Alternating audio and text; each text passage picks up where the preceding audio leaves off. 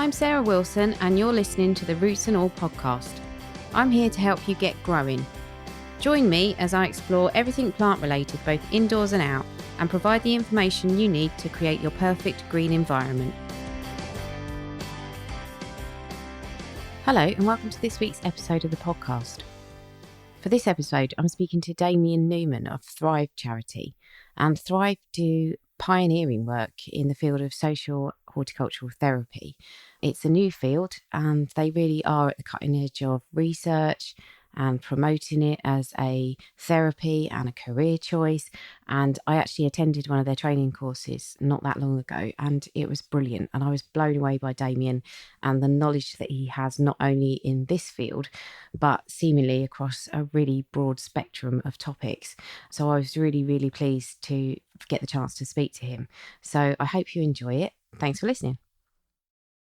So the first question that I have for you is, can you explain what is social and therapeutic horticulture, please? Yeah, sure. So social and therapeutic horticulture is an emerging profession and also an idea of how we can use horticulture as a therapeutic medium.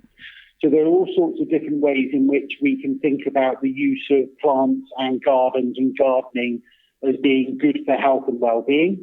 But when we're thinking about how we can best make the use of the valuable opportunities that growing and gardening provides for people's health and well-being and use it for people with disability, ill health and vulnerability, then we start to think about how we can change the normal practices of gardening to be much more focused on individuals and their needs rather than focused on just simply growing for the sake of growing.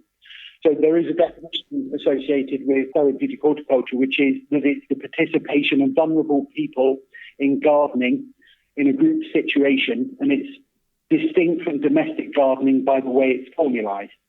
And what that means essentially is the important bit is that distinct from domestic gardening because of the way it's formalised.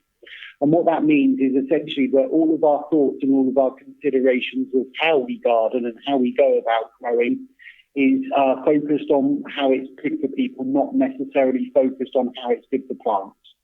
Yeah, that's a really interesting distinction, actually. So it's not about how nice the garden looks, it's about how much benefit it's giving those who are participating in the garden.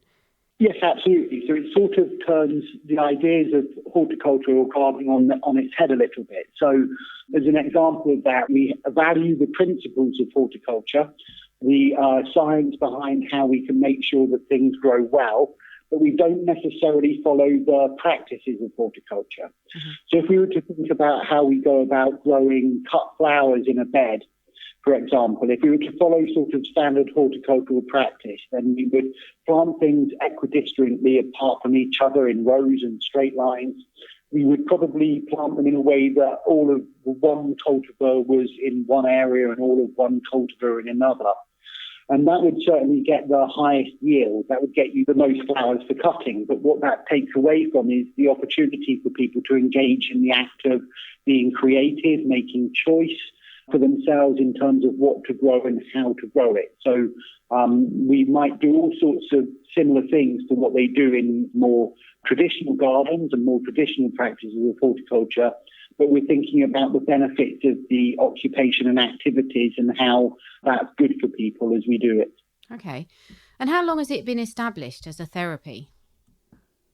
The idea of it being used as a therapy is quite old, and you can find references to it all the way back to the earliest of civilization in the idea that gardening has this unique therapeutic value, that it might almost be considered like a vitamin for us to have contact and be outside in nature. But in a more modern sense, it begins with people like Carl Menninger in Kansas State, who first put together a graduate program of education for people in horticulture as therapy, as they would describe it in the United States. So around about the 1950s onwards, in different parts of certainly the Western world, you start to see people try to think about how they can use horticulture as an occupational tool for different groups of people. In the UK, when our own charity Thrive started up in 1978, fairly quickly the charity was able to make contact with people who were already using horticulture in a therapeutic or in a developmental sense for people with learning disabilities, but also in places like mental health settings, secure settings and prisons and places like this, where although some of the focus of its value may have been on food production or education, the people involved all identified and were all able to describe how it also appeared to be therapeutic. So you mentioned that it's been studied in the States. Is it something that is available worldwide, or is the UK the centre of it? Where did it start? I mean, it's difficult to say where is the centre. Without doubt, it potentially appears to have been in some of the more anglicised parts of the world that this idea first starts to take hold in a modern sense. Because, like I say, you can find snippets of history all through time to suggest that in different places at different times, the idea that gardens and horticulture is therapeutic has been with us. So certainly in Japan and Korea and in other parts of the Orient, you find places where the idea of gardens being in tune with spiritual health is something that we can see all the way through history. In its more modern sense, perhaps it's in some of the more anglicised countries where you see it first trying to be put together as a type of therapeutic intervention that might be in comparison with physiotherapy or occupational therapy or even talking therapies. At the moment, there appears to be a real blossoming of therapeutic horticulture all around the world. So, for example, we have an online learning platform and we have a course on there, the principles of social and therapeutic horticulture. And that's been accessed by well over 1,000 people from 48 different countries. If you search around the internet, you certainly find examples of therapeutic horticulture in Chile, Uruguay, but also you find it in Australia, Japan, Korea, Singapore. You see little bits of therapeutic horticulture in sub-Saharan Africa. You see therapeutic horticulture in almost every European country, although in many of these places, it's at the very beginnings. For example, there are emerging organizations similar to Thrive or similar to the American Hort Therapy Association in the United States, beginning to start to come together in places like Spain and Italy and also across into South America and across to Asia and Australia. And so it is something that's becoming more and more popular worldwide. There's a really interesting element within the use of gardening as therapy in that it also interacts across a range of ideas that might be described as nature-based therapies. And in nature-based therapies, you tend to see the different types of nature-based therapy, so therapeutic horticulture, but also care farming or wilderness therapy, ecotherapy, and so on. You tend to see them growing bigger in different parts of the world. And so there appears to be some dynamic within the growth of nature-based therapies across the world that is to do with the type of cultural experience that people within those countries have in relation to nature. So, for example, you'll find more wilderness therapy in Scandinavia than you will in other parts of the world. You'll find more therapeutic horticulture here in the UK than you will care farming. But if you go to Ireland, where perhaps people are more likely to still have a strong connection to farming and farmers, you find care farming probably at the same sort of level of development as therapeutic horticulture. Okay. And is it appropriate for anyone and everyone? It would appear that way. I mean, it's difficult because we're not at the stage of sophistication in our research to be able to say that it's definitely universal. But some of the studies that come from environmental psychology certainly suggest that there is a universal benefit for humans to have contact with nature. And that contact with nature and the natural environment is one of the components of therapeutic horticulture. And so there is some degree of universality that we can fairly strongly suggest in relation to just spending time outside that appears to be valuable for all of us. Mm-hmm. But to suggest that perhaps therapeutic horticulture as an intervention or as a medium for therapy would be valuable to everyone at this stage would be a little bit of an overrating of the debate, I think, because without doubt there are probably other interventions that are more effective with certain groups of people. Having said that, although we've not been sophisticated as much as we need to be in the way that we understand where it doesn't work so well, in the studies that have been conducted, it's very difficult to see too much negative reaction. Right. So in a sense, what we can probably say is that probably good for everyone, but there might be a few people for whom it's not as good as some other types of intervention. And out of interest, who is it proven to be most beneficial for so far? I mean, the biggest research field in this area is probably in relation to people with mental ill health. And certainly the concern worldwide for the burden of mental ill health, both on the individuals who experience it and for the societies in which they live, is something that is identified as the biggest contributor to ill health across the world. And so you would expect there to be more research into the field of using almost every intervention with mental ill health than you would in relation to others. And so it's in mental health that we can find the biggest evidence base and the more statistically significant research to suggest that it's a very effective intervention, which is actually in contradiction to the traditional user groups of therapeutic horticulture. Traditionally, it's people with learning disabilities or intellectual disabilities as increasingly they're being defined. Here at Thrive and in lots and lots of other places across the UK and certainly in other parts of the world, people with learning disabilities have accessed therapeutic horticulture as a range of different daycare or therapeutic and developmental provision for quite a number of years. But unfortunately, they remain a group of people for whom it's difficult to conduct research with, and to some extent there appears to be a little bit less of a desire to conduct that research. Alongside mental health, you also have an emerging array of evidence to support its use with people with dementia, particularly as a type of secondary prevention strategy. So within dementia, which is an unfortunate condition that at the moment we cannot quite see a way of curing, then trying to alleviate the expected deterioration of cognition and well-being for people with dementia is a major strategy. And certainly therapeutic horticulture has a fairly strong evidence base to suggest that it's a worthwhile intervention to slow the progress of dementia. But you find lots and lots of small-scale studies that pretty much cover almost every different disability and ill health group that we can consider. So there's a really good group together at the moment around social and therapeutic horticulture and palliative care.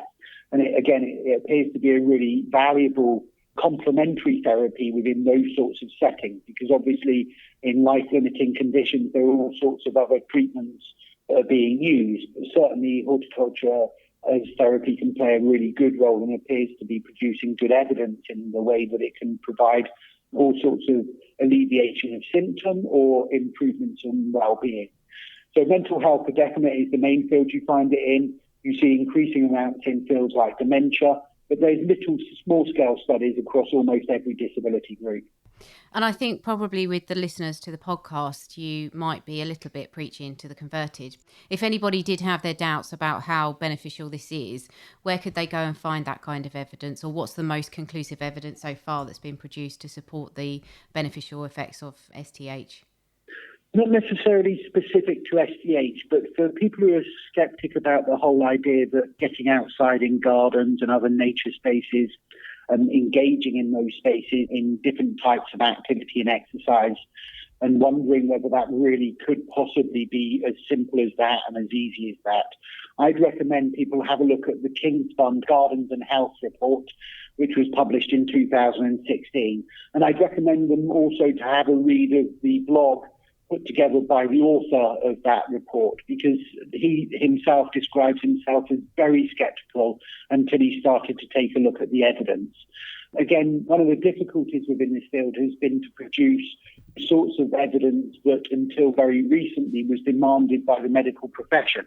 But at the same time as us being able to generate a real mass of different corroborating evidence, the medical community has softened its stance to some extent on the types of evidence they're prepared to accept as being supportive of utilising an intervention.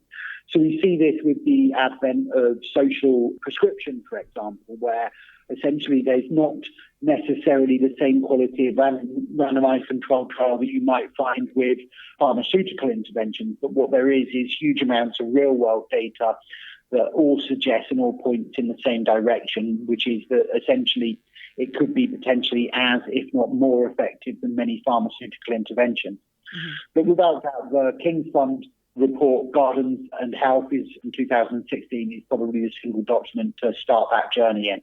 And if somebody felt that they would be benefiting from STH, is it something they'd need to be referred to by a doctor? No, not necessarily. I mean, referrals coming from general practice although we're starting to see an increase in that, have traditionally not been a particular main referral route. There have been a couple of projects that have worked exclusively through GP referrals, like the Sydenham Garden down in South East London, for example. But actually, the majority of referrals into therapeutic horticulture either come through social care referrals or come from self-referrals. It can be identified that to some extent, social therapeutic horticulture in the UK is a sort of social action movement, in that the majority of projects have started up in the voluntary and charity sectors and have been started up by people who themselves have perhaps experienced the benefits of therapeutic horticulture for themselves.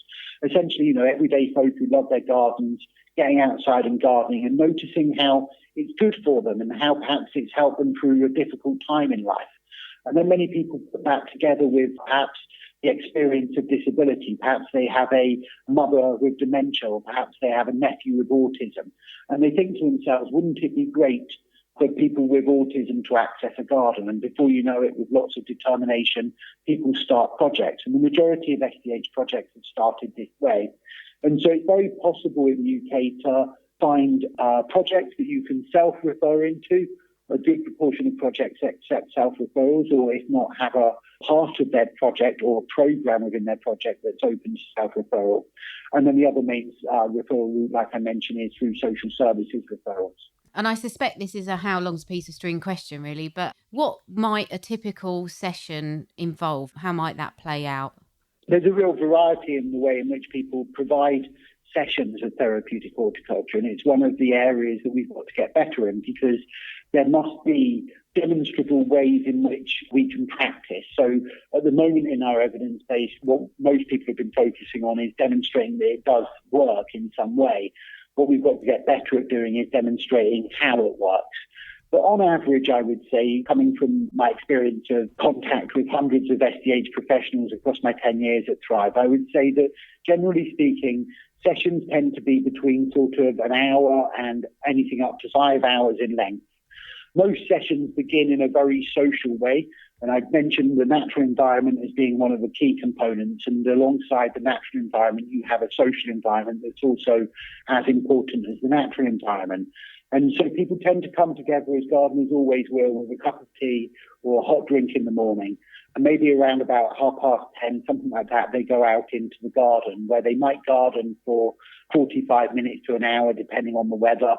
The activities might be very formalised around the needs of people, or they might be very directed by the garden. There is a diversity in the way that people select their tasks. People will be given lots of choice in terms of what they like to do, and we would describe that in a theoretical way as describing how we try and match people up to meaningful activity. So activity that is particularly valuable to work towards the goals they're working towards, or perhaps meaningful because it's in connection with their affinity for nature. And they'll go out and garden. Then they'll have a tea break, which will usually be something that we say is a 15-minute break that wanders on until 25 minutes later, when we all feel as if we're well rested and we've had our drink, that we're able to crack on in the garden again. And then we'll be out in the garden for a bit longer, another 45 minutes or an hour. That's doing something slightly different, making sure that we're taking notice of everybody else's efforts and everybody else's achievement in the garden. And then at the end of that time, perhaps people come together for a bit of an end of session meeting. They might talk about what they've been doing, as well as talking about other things in their lives, another cup of tea, maybe a slice of cake or a sandwich, and then people are usually on their way back home. So is any garden appropriate for this? Yeah, so there are sort of two elements to that. So one element is the accessibility and compatibility. So making sure that the garden can be got around by the different people who are in the garden, and that gardening can take place. And so for that to happen, it's about good pathways. Perhaps it's about railing or leaning posts to help people with physical disability get around. Raised beds can be helpful, although they're very much horses for courses, so a variety of raised beds are important. But then alongside accessibility and compatibility, there is evidence to suggest that actually not all gardens are equally healing, or not all gardens are equally restorative in the way that we would want them to be. When we're thinking not necessarily about the activity side of what we do, but we're just thinking about the richness of the natural environment and how that's calming and restorative to us. there are some things that we can think about. So, for example, if we take an allotment space, allotments are great places to get active and get gardening, but they can be in some ways some of the bleakest of gardening environments. They tend to have a repetition of crop, although not monocultural. They do have not necessarily the diversity that you might want to see, and they tend to be very open spaces, and they can be places that get quite messy.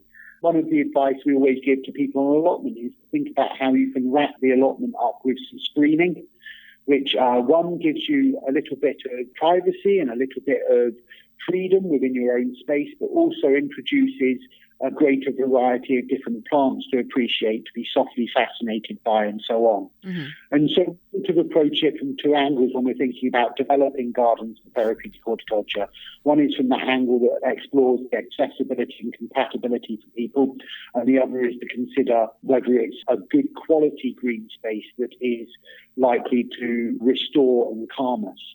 Most gardens have the potential to be that way. Of course, the other thing we need in therapeutic horticulture is the sorts of things that all gardens need. We need a shed, we need good water points, and we need a seating area.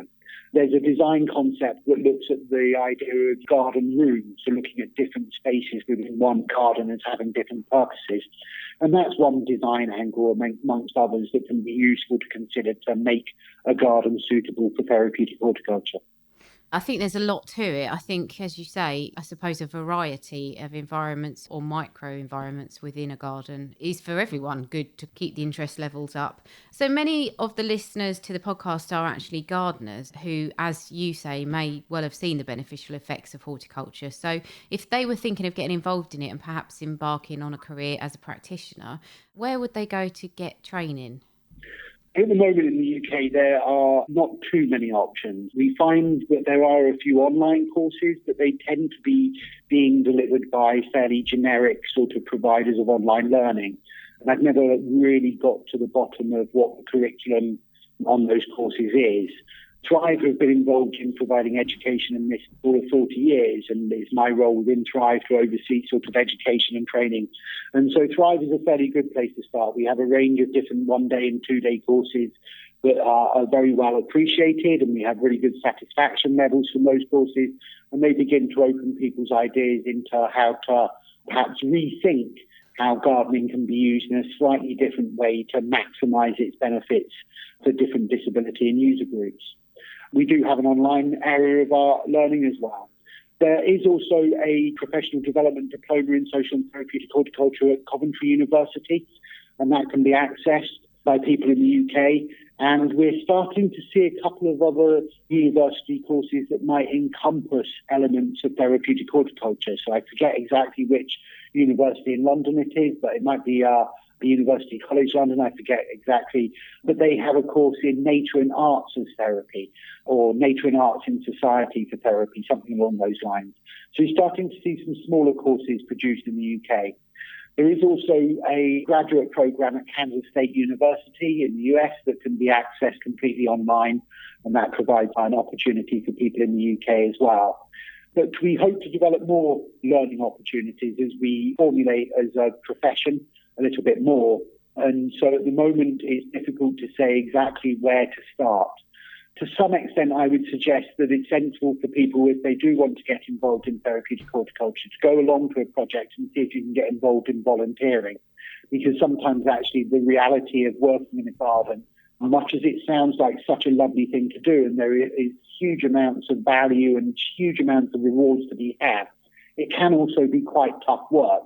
You are working with, faced by the challenge of ill health and disability every day of your working life, and that can sometimes be emotionally tough. And it can be physically tough as well, because we want people to get outside and garden in all sorts of different weathers. The SDH practitioner has to model good, robust resilience to cold and wet and things like this. So going along and volunteering somewhere on a local SDH project is a great way of working out if it's definitely for you. And then to some extent, it's about having a look at your current skill set and seeing what skills you might be able to add to that to become a more rounded person involved in therapeutic horticulture. So if you're coming from a horticultural background, then you will already have really good horticultural skills. And good horticultural skills make up a good proportion of the skills required to be effective. But then you might want to marry with that a little bit of therapeutical care. And so there are some shorter courses like first aid in mental health and things like this that can be useful courses to start introducing yourself to the ideas of how we work with people with disability and ill health and enablement models and recovery models and things like this to support people to understanding therapy and care. And then to some extent, teaching is also another subset that's valuable in the skill set, because in lots of SDH projects, there is a little bit of a mixture between therapy and vocation. And there is always an overlap between therapy and teaching in general. A lot of the theory-based and a lot of the ideas of how to be a good teacher transfer very well into how to be a good therapist. So an example of that, for example, is Carl Rogers and his approach to person-centered therapy, which is very much appreciated by the teaching professions as well. As you say, it's not just about gardening. There's so much to learn. Listening to you, you're a perfect example. You've got seemingly a foot in both camps, which is, I think, probably a massive benefit to you and to other people who are considering going into the industry. It does raise the question for me, can anybody set themselves up as a STH practitioner? Is the industry regulated at all? Unfortunately, not at the moment. This is something that we hope to overcome in the coming couple of years to some extent. It's a difficult one to regulate because we can't really pinpoint exactly what mix of skills has to be in place. So we're not a standardised industry at the moment or in a standardised sector at the moment. And that's because people come into therapeutic horticulture from all sorts of different starting positions. So people come from different agendas, essentially. Some people arrive in the field from a greater concern of environment rather than necessarily a greater concern of people. And then they realise the two mixing together can be really quite reciprocal. And so people come at it from different positions and come with different skills to start with. So at the moment, yes, pretty much anyone could call themselves an SDH practitioner. However, I think that if you're wanting to start up your own project, you can probably find employment that way. Whereas if you want to find employment in any of the more established projects, then having some of the education that makes it viable for you to call yourself that and credible for you to be able to call yourself an SDH practitioner is very much needed. Otherwise, you're probably likely to be unsuccessful in your application. And so, developing your own skill set in the areas that we mentioned is a much more predictable route to find employment in this field rather than just coming at it without any real skill set. Another left field question, but are there any brackets in place that people could expect for a salary for an STH practitioner? Yeah, I mean, it varies. You could be anywhere between £19,000 and £27,000, I think, is probably a realistic expectation. In very small community projects, then it might be around the sort of £19,000-20,000 mark, but at more established projects, then you start to see salaries pushing towards sort of 22 to 25,000. Okay, brilliant. Well, I think that's really useful to know, actually. And I don't think I'm speaking out of turn if I say that I think Thrive is probably the pinnacle of the STH practice in the UK. Can you just talk a little bit about what Thrive does and how people could find out more information if they were interested? Yeah, sure. So Thrive is quite a diverse organisation, really, because we have all sorts of different aims. Our main aim is to essentially ensure that people with disability and ill health can utilise gardens for health and well-being and for their own recoveries and their own development. And so we do this in a number of different ways. We support people directly in our own gardens. We have a garden that I'm talking out of just south of Reading, Trunkwell Garden, and we have a regional centre here that also goes out in gardens at a National Trust property and a couple of other locations. And here over a week, we'll have 95 people coming in and gardening with us. We have a number of gardens within Battersea Park where we have another regional centre. And here we have a similar number of people just under coming along and gardening on all sorts of different programmes and in different areas of the park. And then we also have our project up in Birmingham, which is our newest garden project, the newest regional centre up in Birmingham there that does lots of great work with children with special educational needs, but it's also starting to develop into other areas. So we work directly with people with disability coming into our own gardens. And last year, for example, we provided over 11,000 sessions of therapeutic horticulture. We also support people with disability and ill health at distance. So people who can't get to a Thrive garden can come to us for advice and guidance. And so we have a website, thrive.org.uk, and also a website, carryongardening.org.uk. And on both of those websites, you can find lots of resources to help you garden if you are faced with the challenge of disability and ill health. And it's very practical advice we give. So how to garden from a seated position, how to garden when you're struggling to bend, how to garden with a weak grip, how to garden with sight loss, and so on and so on. All of this advice is tried and tested. It's advice that we've learned through the experience of watching people with disability work out for themselves how to garden best for them. And so it's actually the people with disability and ill health who teach us how to garden when we're experiencing those complications.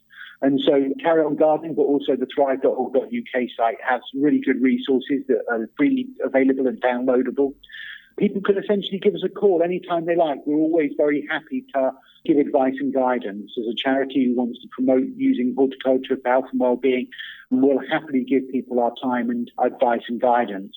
And people phone up with all sorts of different ranging ideas, sometimes fairly straightforward. How can I rearrange my garden so I don't have to be so mobile, is a fairly common question we get. Another question might be more specific. One I always remember was an elderly gentleman wanting to know how to identify weed seedling in amongst the tender carrot crop. And we were able to work it out and give him a range of ideas. And he was able to choose one of those ideas and then came back and reported that it had been successful. And so we support people across the UK into gardening and carrying on gardening, even despite the challenge of ill health and disability. And then we also have my area of work, which is to provide education and training to all sorts of people who are interested in using therapeutic horticulture or would like to develop skills to be an SDH practitioner.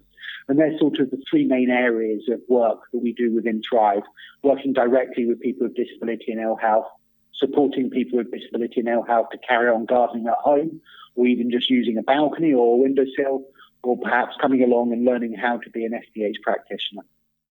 Thanks very much to Damien. I think we crammed in a real lot in that episode and it was brilliant information. So I hope you enjoyed it. Thank you as always for listening. I'm nearly a year into the podcast now and I'm loving every minute of doing it. It's a really good hobby, although it is taking up quite a lot of time now.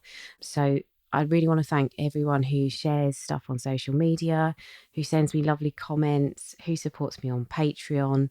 It really, really means a lot. And it means a lot that you're subscribing and that you're downloading. Podcast figures for me are growing each month. And yeah, long may it continue because I love talking to you and love bringing you information. So as I say, thank you very much for your support and I will catch you next Tuesday. You can download or listen to the podcast direct from the website www.rootsandall.co.uk, where you'll also find my blog and a sign-up form for the newsletter, which gives you a weekly roundup of content, plus the inside scoop on things like upcoming guests. Or you can subscribe wherever you normally get your podcasts. Email me with comments and feedback at podcast@rootsandall.co.uk. Follow me on Twitter, Roots and All, Facebook, Roots and All UK, and Instagram, Roots and All Pod. But please also check out my Patreon, where you can make a one-off donation or take out a monthly subscription to help support my work, because if you like what I do, please help me to continue doing it. Even if you make a one-off donation of £1, trust me, it all helps and I will be immensely grateful. So please go to Patreon and search for Roots and All.